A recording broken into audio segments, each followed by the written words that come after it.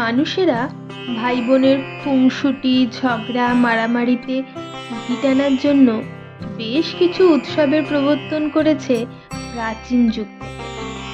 বাঙালিরাও সেই সব উৎসবগুলোকে নিজেদের রঙে ঠিক রাঙিয়ে নিয়েছে, কিন্তু তাতে যে ভাই বোনের মধ্যে ঝগড়াটা কমেছে তা না। তবে এই দিনগুলোর জন্যই তাদের মধ্যেকার ওই অদৃশ্য বন্ধনটা যে কখন আরো সুদৃঢ় হয়েছে তা কেউই ঠিক বুঝতে পারেনি। তাই তো বছরের সেই দিনগুলো এলেই তাদের সেই অদৃশ্য বন্ধনটাতে আবার টান পড়ে। তারা আবার কাছাকাছি আসতে চায় একে অপরের, সব ঝগড়া বিবাদ ভুলে আরো সুদৃঢ় করে তোলে তাদের অদৃশ্য বন্ধনটাকে।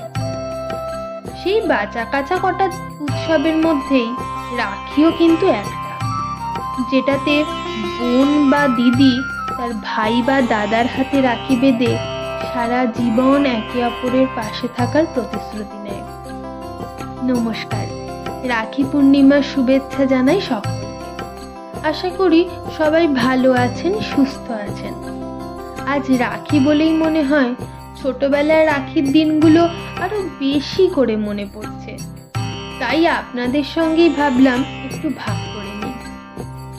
রাখি তো শুধু ভাই বোনের উৎসব নয়, এই উৎসবটাই মনে হয় পারে সব মানুষকে এক সুতোয় বেঁধে দিতে, ধর্ম বর্ণ ভাষা নির্বিশেষে একে অপরের সাথে মিলিয়ে দিতে। যেমনটি রবীন্দ্রনাথ ঠাকুর করেছিলেন। সেই কারণেই আমিও ভাবলাম আজ আমার দর্শক বন্ধুদের সাথে এই উৎসবের মধ্যে দিয়ে যদি একটা ভার্চুয়াল বন্ড তৈরি করা যায় তবে তা কেমন হয়, কি বলেন আপনারা? আমি তো আমার ছোটবেলার কথা এই ভিডিওর মাধ্যমে আপনাদেরকে মাঝে সাঝেই শোনাচ্ছি। আপনারাও যদি কমেন্ট সেকশনে জানান আপনাদের কেমন লাগছে এই এপিসোডগুলো, বা আপনাদেরও কোনো মূল্যবান স্মৃতির যার সঙ্গে আপনাদের শৈশব জড়িয়ে আছে, তবে আমরাও কিন্তু একটা অদৃশ্য বন্ধনে বাঁধতে থাকবো। আর আশা রাখি এই বন্ধনে একের পর এক বন্ধু যুক্ত হতে থাকবেন এবং এই মালা গাঁথা কোনোদিনও শেষ হবে না। তবে এই আশা রেখেই শুরু করি আজকের পর্বটা। আমাদের কোনোদিন স্কুলে রাখিতে ছুটি থাকতো না। আমরা দুই বোন, আমাদের নিজের কোনো ভাই নেই, তবে আমাদের এক জাতুতো দাদা ও ভাই আছে। কিন্তু রাখির দিন তো তাদেরও স্কুল, তাই না তাদের পক্ষে আমাদের বাড়ি আসা সম্ভব, না আমাদের পক্ষে তাদের বাড়ি গিয়ে রাখি বাঁধা সম্ভব। তাই ছোটবেলাতে রাখি আমরা কোনো ভাই বা দাদার হাতে বাঁধতে পারিনি। আমাদের বাড়িতে রাখিটা সেলিব্রেট হতো অন্যরকম করে। আগে প্রতি মাসে পূর্ণিমাতে বাড়িতে সত্যনারায়ণ পুজো হতো, আর সেই কারণেই রাখির দিনটাও উদযাপন করা হতো ওই পুজোর মাধ্যমে। মা প্রতি বছর আমাদের বাড়ির গোপালের জন্য রাখি কিনে আনতো। আমি আর বনু ওই গোপাল দাদাকেই রাখির দিনে রাখি পরাতাম প্রথম। রাখির দিনে সেই সত্যনারায়ণ পুজোয় প্রতিবার আমার বড় পিসি আসতেন। আমি ওনাকে বড় পিপিন বলি। আমরা মানে আমি আর বনু শুধু এক্সাইটেড থাকতাম বড় পিপিনের আসার জন্য। আমাদের বাড়িতে আমার বাবা কাকাদের বড় পিপিন আর আমার ছোট পিসি রাখি পরাতো। তবে তেমন কোনো ঘটা করে কিছু হতো না, শুধু ডান হাতে রাখি বেঁধে প্রণাম এবং আশীর্বাদ পর্বর মধ্যে দিয়েই সম্পন্ন হতো এই উৎসব। সাথে অবশ্যই থাকতো মিষ্টি, ব্যাস এইটুকুই। তবে আমাদের মনের দুঃখটা মনে হয় বুঝতে পেরেছিল বড় পিপিন। তাই প্রতি বছর বাবা আর কাকাদের রাখি পরানোর সাথে সাথে বড় পিপিন আমাকে আর বনুকেও রাখি পরাতো, আর আমরা সেই জন্যই এক্সাইটেড থাকতাম। বড় পিপিন প্রথমবার শুধু ভাই বোনের ট্যাগ লাগানো রাখি উৎসবটাকে ভেঙে পিসি ভাইজির মধ্যে এই রাখির বন্ধনটাকে বেঁধে দিয়েছিল। এখন আর বড় পিপিন সবসময় সেই দিনে বাড়িতে আসতে পারেন না। আর আমাদেরও কাজের ব্যস্ততা বা নানান কারণে সেই দিনে আর বড় পিপিনের বাড়িতে যাওয়া হয়ে ওঠে না। তবে বাবা কিন্তু প্রতি বছর যায়, আর বাবার হাত দিয়ে আজও বড় পিপিন আমাদের রাখিগুলো পাঠিয়ে দেন, যা আমি আর বনু একে অপরকে পড়াই। ছোটবেলায় সেদিন বড় পিপিনের থেকেই সবার প্রথম রাখি পরতাম। তারপর আমি বনুকে, আর বনু আমাকে রাখি পরাতো। রাখি একবার পরলে ওটা নাকি নিজে থেকে খুলতে নেই, তাই সুন্দর করে দু হাতে দুটো রাখি পরে যেতাম স্কুল। সেদিন কিন্তু স্কুলে কারুর হাতে রাখি থাকলে টিচাররা বকতেন না। তো স্কুলে গিয়েই শুরু হতো কম্পিটিশন, কার হাতে কতজন রাখি বাঁধবে। আর দিনের শেষে যার হাতে সব থেকে বেশি সংখ্যক রাখি থাকবে সেই স্কুলের সব থেকে পপুলার। কিছু কিছু জনের তো দু হাতের কোনোই অবধি রাখি চলে যেত।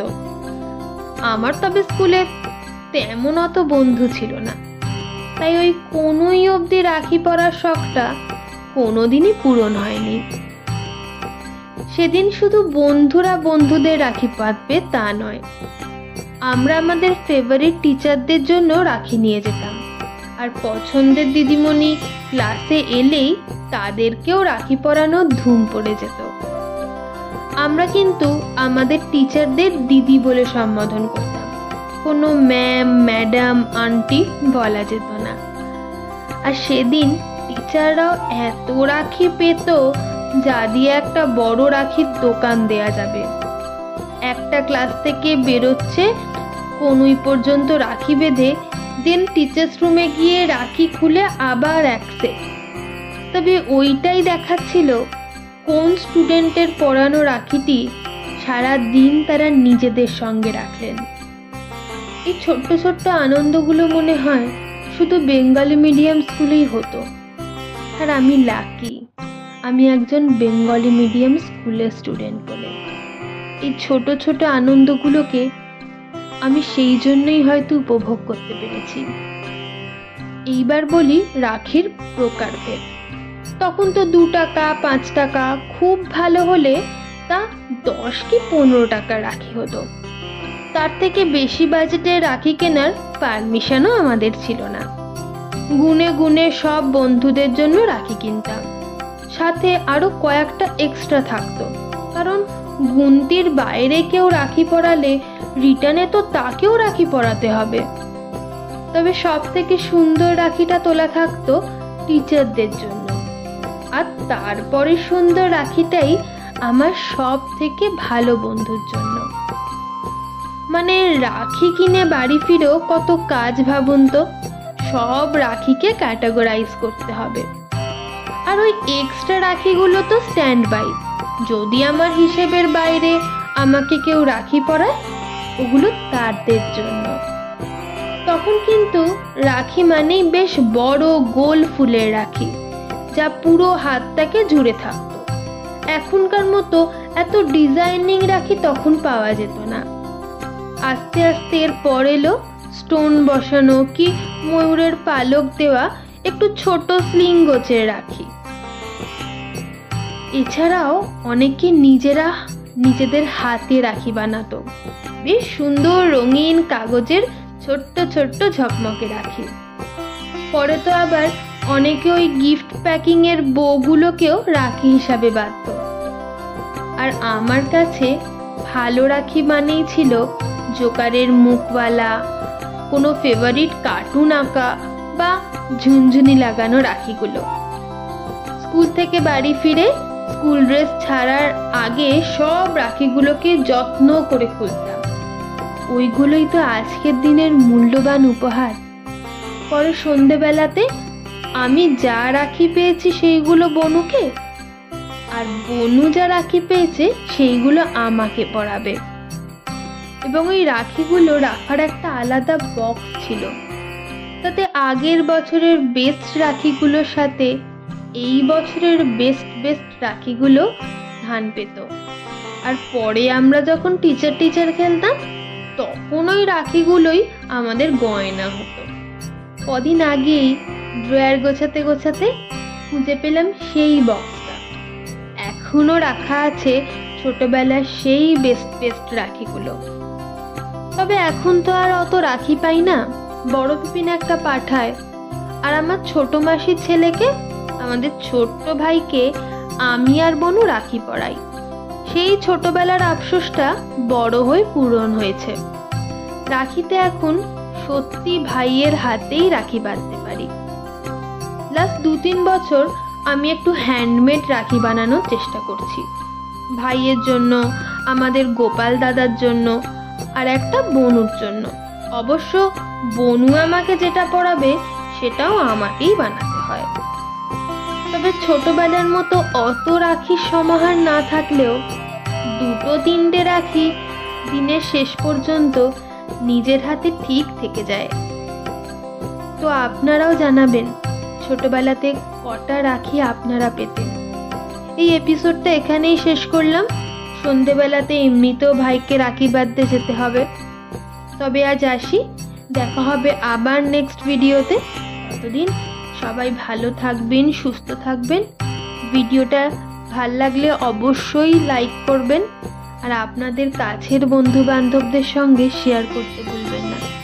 আর চ্যানেলটিকে সাবস্ক্রাইব করে বেল আইকনটা ক্লিক করে অল অপশানে ক্লিক করে দেবেন, যাতে এরপরে যেই ভিডিও আপলোড হোক না কেন আপনারা তার নোটিফিকেশন সবার আগে পান। তবে আসছি, পাশে থাকবেন, সাথে থাকবেন, আর যেটা আমি সব সময় বলি, ছেলেবেলাটাকে বাঁচিয়ে রাখবেন।